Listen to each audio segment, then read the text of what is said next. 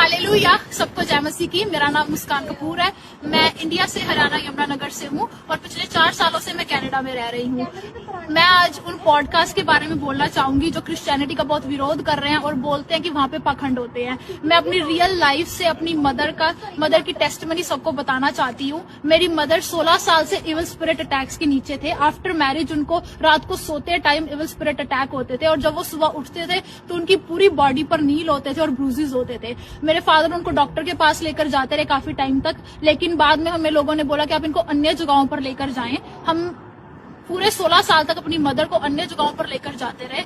ऐसे ही एक दिन हमें किसी ने बोला कि आप चर्च भी ले जाएं, शायद वहां पर जाके वो ठीक हो जाए, है ना, उन्हें शिफा मिले शायद वहां से। तो हमें लगा कि ये तो धर्म परिवर्तन करते हैं जो आज लोग बोलते हैं। पर मेरे फादर ने बोला कि जब इतनी जगह जाकर देख ले तो एक बार चर्च ही सही।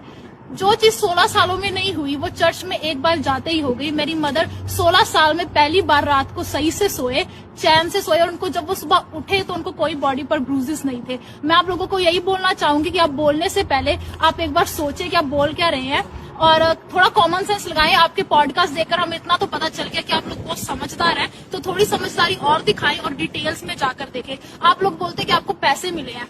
जब आप किसी शराबी को देखते हैं जो बहुत ज्यादा एडिक्शन के नीचे है और वो घर जाकर मारपीट करता है या गाली देता है अपनी फैमिली को, और जब वही आदमी चर्च में जाकर ठीक हो जाता है तो आप लोग बोलते हैं कि उसको पैसे मिले हैं।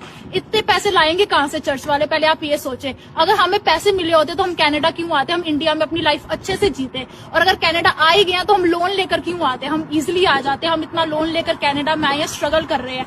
पर परमेश्वर की दया है हम पे, पिछले 4 सालों में उसने हमें बहुत अच्छे से रखा हुआ है। हम देखते हैं यहाँ पर आकर बच्चे कैसे अपने माँ बाप से अलग होकर पाप में चले जाते हैं और फिर बाद में डिप्रेशन में चले जाते हैं। लेकिन खुदा की दया हम पे, इस कंट्री में रहकर भी हम उसके नाम को इज्जत, महिमा और जलाल देते हैं। हम अपने स्पिरिचुअल फादर की गाइडेंस के नीचे है, उनको फॉलो करते हैं। जैसे बाइबल कहते हैं कि चख कर तो देखो कि यहोवा कितना धन्य है। आप लोग उनको चखना भी नहीं चाहते, आप देखना भी नहीं चाहते कि वो कितना धन्य है। तो आप लोग प्लीज हम आपके लिए यही दुआ करते हैं कि लोग आपके मनों को बदले, जैसे खुदा ने हमारे मन को बदल के रख दिया है। जो उन्होंने धर्म को नहीं बदला, क्योंकि बाइबल में कहीं पर भी ईसाई नाम का शब्द यूज ही नहीं किया हुआ है।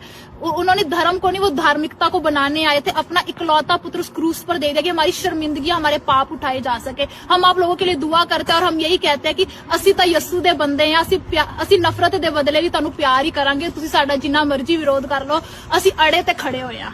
ਜੈ ਮਸੀਹ ਕੀ।